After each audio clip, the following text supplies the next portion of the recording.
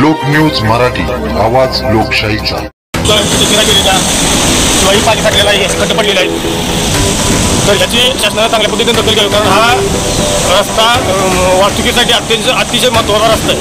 आणि या रस्त्याची जर अशी अवस्था जर असेल तर लोकांनी येणं जाणं कुठून करायचं आणि भविष्यात काय जर दुर्घटना घडली तर नंतर शासन मग त्याच्यावरती मग कारवाई करणार.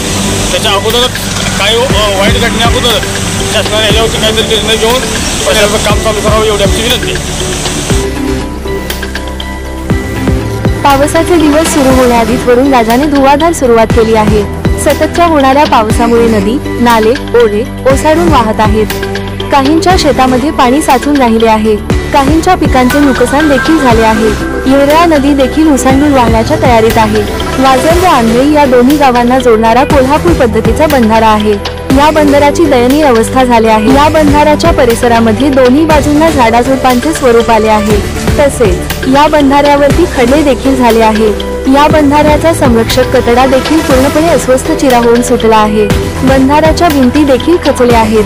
त्यामुळे पुढे जाऊन एखादी मोठी दुर्घटना होण्याआधी प्रशासनाने याची वेळीच दखल घ्यावी, असे आरपीआयचे तालुकाध्यक्ष वाजरगावचे रहिवासी राहुल काळे यांनी उपस्थित केला आहे. मी वाजरगावचा रहिवासी असून वाजरगावचा कोल्हापूर पद्धतीचा बंधारा जो आहे त्या बंधाऱ्याची ही अवस्था अशा पद्धतीने आहे. तिथं पाणी साठलेलं आहे, भिंत पडलेली आहे, तिकडं रस्ता खचलेला आहे. तर प्रशासनाने ह्या गोष्टीची दखल घ्यावी. नंतर इकडे बाबेची झाडं बिडं उगवली ती, त्याच्यामुळं फुटून समोरून येणारं वाहन दिसत नाही आणि त्यामुळं अपघाताचा किंवा एखाद्या गोष्टीची खाली जाण्याची शक्यता आहे. कारण ह्या प्रशासनाच्यावरून तालुक्याला जोडणारा वाजर आणि खानापूर तालुका आणि पलूस तालुका या दोन तालुक्याला जोडणारा हा एकमेव पूल आहे.